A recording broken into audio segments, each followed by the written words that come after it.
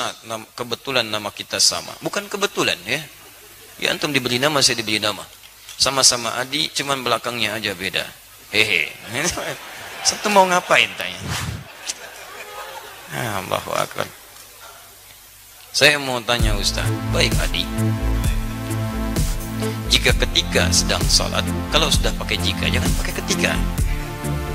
Siang, asar dan zuhur, makmum sudah selesai membaca Al-Fatihah. Kemudian apakah dia menunggu imam selesai membaca surah, ataukah kita juga membaca surah?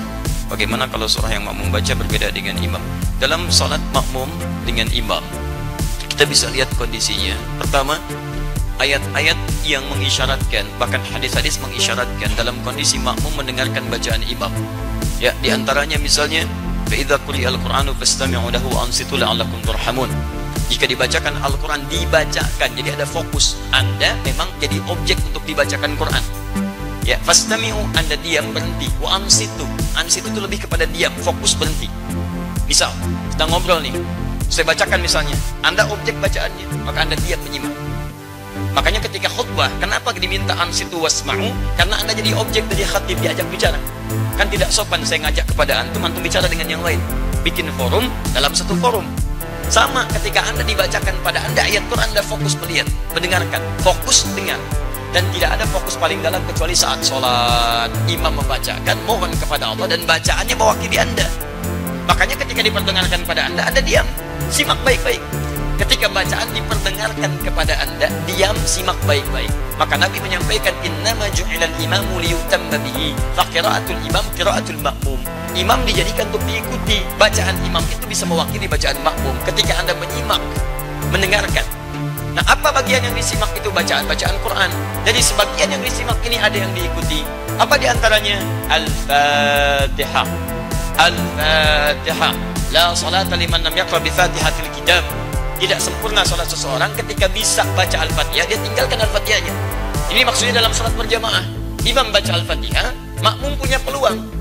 Makanya mohon maaf ya, imam itu tolong beri kesempatan pada makmum untuk bisa setidaknya memiliki waktu jeda untuk bisa mengikuti bacaan imam dalam Fatihah. Anda bisa jedakan dalam setiap ayat. Misal, Alhamdulillahi Rabbil Alamin. Tidak sebentar, makmum mengikuti dalam hatinya. Alhamdulillah Rabbil Alamin.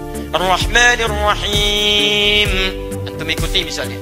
Bisa antum kalau baca hadar misal seperti dalam tarawih, Alhamdulillahi Rabbil Alamin Ar-Rahmanir Rahim Maliki Yaumiddin. Antum panjangkan itu, sambungkan sampai waladdallin. Misal, antum jeda sebentar supaya makmum punya kesempatan untuk membaca Al-Fatihahnya. Batas paling minimal kata para ulama 3 ayat. Kalau antum baca dari Bismillah sampai Ar-Rahmanir Rahim. Kenapa boleh 3 ayat? Karena ayat terpendek dalam satu surah Al-Quran, surah terpendek di Quran adalah diukur dengan 3 ayat. Inna a'tainaka al-kautsar fasalli li rabbika wanhar inna syani'aka huwal abtar. Itu terpendek. Karena surah terpendek 3 ayat, maka setiap surah dipandang cukup ketika dibacakan 3 ayat dengan kadar yang sama dengan Al-Kautsar. Kalau Anda sudah Ar-Rahmanir Rahim, imam baca surah, Anda diam simak di sini. Dengarkan. Itu yang dimaksudkan. Di Al-Fatihah diikuti, adapun surah sebelahnya Anda dengarkan dan simak dengan baik. Paham sampai sini? Baik. Jika tidak mampu mengikutinya karena sudah ruku, imam meruku, Anda nggak usah baca Al-Fatihah. Karena imam itu diikuti, imam ruku, Anda ruku. Imam sujud, Anda sujud. Jadi begitu Anda misalnya datang sholat, misal kita kasih contoh, antum imam, Bismillah.